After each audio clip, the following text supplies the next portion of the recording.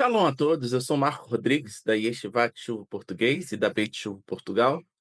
Bem, estamos aqui em mais um Shavuot para compartilhar com vocês uma mensagem esse ano falando sobre Ruth, capítulo 2, mas dentro do tema aqui desta noite da noiva, nesses estudos que nós fazemos durante essa noite de Shavuot, nesse dia de Matan Torá, no dia que nós recebemos a Torá. Vamos receber o conhecimento da Torá mais uma vez, vamos receber esse conhecimento que Ruth, né, um grande livro que fala justamente sobre a nossa fé, sobre a nossa forma de se enxertar em Israel. É tão importante nós estudarmos esse livro, tão importante nós compreendermos as nuances, o que tem de oculto nesse livro. Bem, hoje, para falar sobre o nosso tema, eu decidi falar sobre um pouquinho antes do versículo tema deste Shavuot, que é Ruth 2:12. Vamos falar sobre especificamente um verso. Ruth, capítulo 2, verso 10, que diz assim nas suas Bíblias em português. Então Ruth se inclinou, encostando o rosto no chão, disse a Boaz: por que o Senhor está me favorecendo e se importa comigo se eu sou uma estrangeira? Bem, qual o contexto de Ruth, né? Qual o contexto que Ruth está inserida? Nós já falamos aqui em eventos anteriores, falando sobre Ruth 1, quando ela fala para Noemi, sua sogra, seu povo será meu povo, seu Deus será meu Deus, e Ruth vai com toda a fé e deixa, se liberta, lembra? Ruth era uma moabita. O contexto de Ruth, Ruth estava inserida dentro de uma sociedade que lá em Devarim, lá em Deuteronômio 23, ela tinha sido realmente apartada de Israel. Por quê? Porque não ofereceram pão e água a Israel, como diz Deuteronômio 23, 4, e, consequentemente, também porque contrataram Bilam e fizeram o povo de Israel cair, né, nessa cilada de Balaão. Mas o mais interessante é que tem um mandamento que é específico, que fala que os amonitas e os moabitas não entrariam na Assembleia de Israel até a sua 10ª geração. Mas muitos perguntam por que Ruth foi permitida, né? Sabemos o desfecho da história de Ruth: seu povo será meu povo, seu Deus será meu Deus, a vontade, a, a, a dedicação a Noemi, sua sogra, que fica explícita nesse capítulo 2. Por que ela foi aceita na congregação de Israel? E por isso é tão importante nós estudarmos o que? A tradição oral, a Torá oral. Muitas pessoas pensam apenas na letra da lei. Se formos ler na letra da lei, nem eu, nem você, nem nenhum de nós poderíamos estar inseridos dentro da comunidade de Israel. Muitos de nós que viemos das nações somos estrangeiros, assim como Ruth falou, porque tem favor, porque concede-me graça. Por que eu tenho graça a seus olhos, sendo eu uma estrangeira? Mas se formos ler realmente a letra da lei, se formos ler, nós não entraríamos. Mas temos a interpretação dos sábios, temos a interpretação correta na casa de Israel sobre a Torá, sobre Tanar e sobre os escritos judaicos. E diz lá que Ruth, nossos sábios dizem que Ruth era uma mulher moabita. E sim, as mulheres eram permitidas entrar na casa de Israel nessa época, diferentemente dos homens. Mas mais interessante ainda é porque Ruth, ela simboliza todo o poder daquele que tem a vontade de se inserir, né, dentro do povo de Israel, verdadeiramente, sem orgulho, sem dizer agora eu sou judia. Você vê quantas vezes fala em todo o livro de Ruth, Ruth, a Moabita. E isso nos lembra o seguinte: a origem, ela diz tudo, mas nós não devemos ficar presos ao passado e nem devemos sofrer, muitas vezes sofremos sim, a consequência das origens de onde viemos, mas nós não devemos ficar presos ao nosso passado. Não importa que Ruth era uma moabita. O que importa é que a partir daquele momento ela decidiu seguir com o povo de Israel.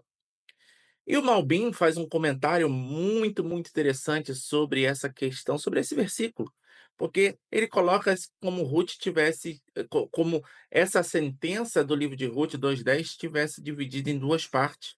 A primeira, porque achei graça, e a segunda, sendo eu estrangeira. Malbim comenta sobre os dois aspectos dessas duas partes. A primeira, porque achei graça. Será que Boaz viu alguma virtude nela, né? Seria um mérito pessoal visível. mas ela mesma não reconhece esse mérito pessoal. Quantos de nós hoje em dia estão aí se achando com mérito de seguir a casa de Israel? Gente, a verdade é, nós não temos mérito, nosso mérito não está em nós. Apesar de que os atos, assim como os atos que Ruth diziam, era visível os atos de Ruth, como diz na sequência em Ruth 2, 12, 13, fala justamente que ela, o Boaz reconheceu nela as virtudes quando ela falou e seguiu com Noemi, sua sogra. Lembrem, eles estavam em Belém, eles estavam numa cidade que tinha toda uma tradição de ser uma cidade que seguia os preceitos e os caminhos da Torá. Não é à toa que Belém, mais tarde, Belém da Judéia, foi escolhida justamente a cidade, era a cidade da onde viria o Mashiach, era a cidade da onde viria o rei Davi. Mas, sendo eu estrangeira, diz justamente a segunda parte do versículo, Malbim comenta que não é pela linhagem, porque ela era uma moabita. Como ela poderia ser de uma família respeitável não sendo moabita? Isso tudo girava e gira fora do sistema tradicional de Israel, e nós aprendemos um pouquinho sobre isso, e vamos aprender mais em língua portuguesa nos próximos meses, no novo livro do Rabino Shapira, o DNA Judaico de Romanos 11, o sistema de Sahar Ve'onesh, que é o sistema de recompensa e de punição tão falado, né, mas tão mal compreendido, de fazer o bem e ter uma recompensa positiva, fazer o mal ter uma recompensa negativa.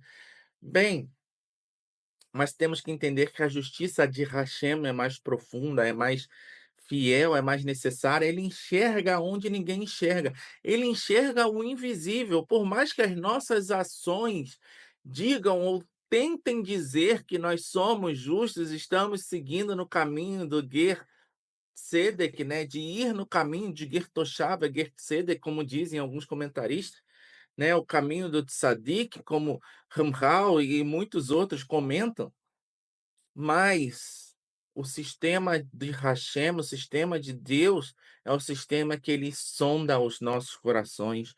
E ele sonda ali no coração de Ruth a bondade de Ruth, a coragem de Ruth, a fidelidade. Tão importante a fidelidade nesses últimos dias, em que pessoas têm saído, ido e sendo infiéis, sendo em suas casas, sendo em suas querrilotes, sendo em suas organizações.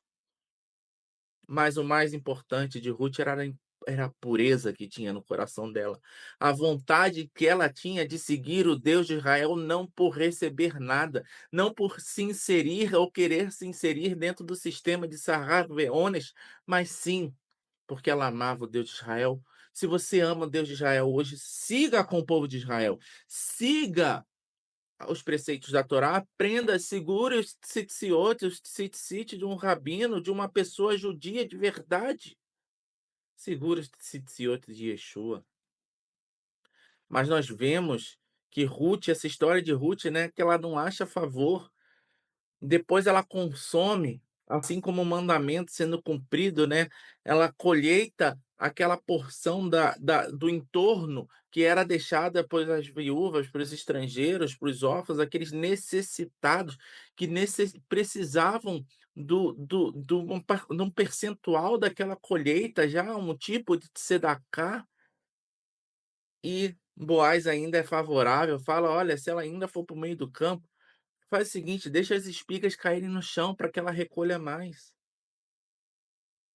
E ela, mesmo assim, ela não se sente digna.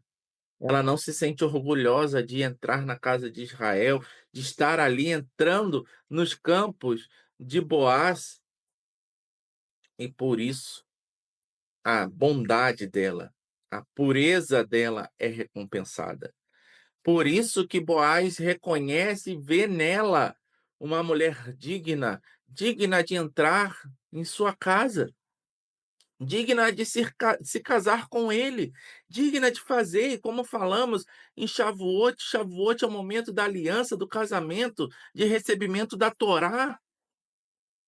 É justamente esse encontro, esse casamento entre nós que éramos estrangeiros, estávamos separados da aliança, estávamos separados de tudo, mas agora podemos ingressar.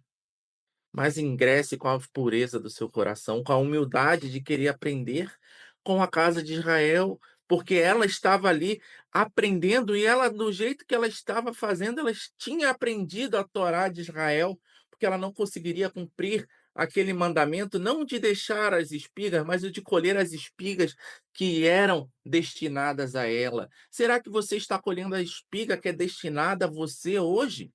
Será que o cereal de trigo, de cevada que você está colhendo é o trigo e a cevada que você tem que colher neste momento, passo a passo, pouco a pouco, sabendo o seu lugar como estrangeiro, o seu lugar como aquele que está sendo enxertado na casa de Israel? Pense nisso.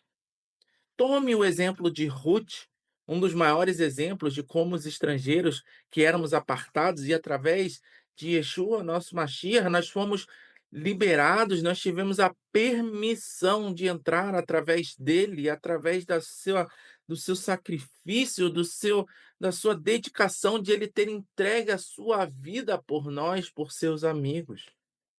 Nós podemos entrar na aliança, nós podemos entrar na casa.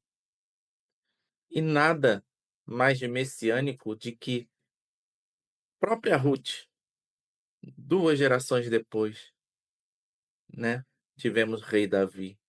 E quem prefigura rei Davi, prefigura Machia, a figura de Machia. E nós temos que ter a noção, a certeza de que, por mais que um sistema dite alguma coisa, por mais que venha todo mundo falar contra um sistema, por mais que você esteja aqui hoje assistindo a esse ensino, e ache: "Será que eu mereço? Será que eu tenho graça diante de ti, Senhor?"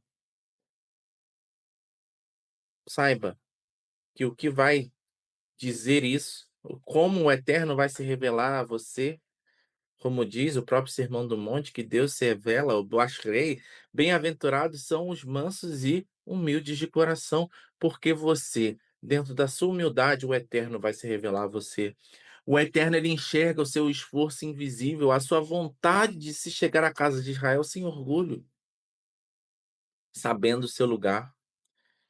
E o Eterno sempre cumpre aquele princípio que os últimos serão os primeiros, os últimos a entrar na casa de Israel, né? São aqueles que estão realmente tomando a liderança, tomando, indo adiante, mas não substituindo Israel, mas querendo levar outras pessoas da nação a entender como Ruth entendeu o seu papel, como Ruth ainda foi chamada de Moabita, como Ruth teve a honra de ser a avó do rei Davi, como Ruth, nós devemos tomar esse exemplo para todos nós. Nós temos que lembrar, pensar todos os dias, ser humildes, sermos servos, porque Ruth, o tempo todo, ela não estava ali para ser servida. Ela chegou ali naquele campo com a intenção de servir. Lembre-se, se uma migalha cair quando Yeshua caminhava e ia em sua jornada por Tiro e Sidom, ali as terras do Líbano, de Lebanão, não era a terra da Judéia, não era a terra da Galileia, mas aquela mulher cirofenícia chegou a ele e falou: "Olha, até os cães ficam esperando para consumir a migalha de seu dono." Assim como Ruth esperava os cantos do campo para colher, assim como nós estrangeiros estamos chegando, e aquela mulher estrangeira cirofenícia falou para Yeshua que tinha a menina que estava, sua filha estava endemoniada, estava ali com um espírito imundo. Ela sabia que se comesse ainda das beiradas, já seria muito. Tenha essa humildade no seu coração. Tenha essa vontade, esse desejo puro. Senhor, eu sou estrangeiro. Como que o Senhor acha graça? Porque eu sou estrangeiro. Seja humilde.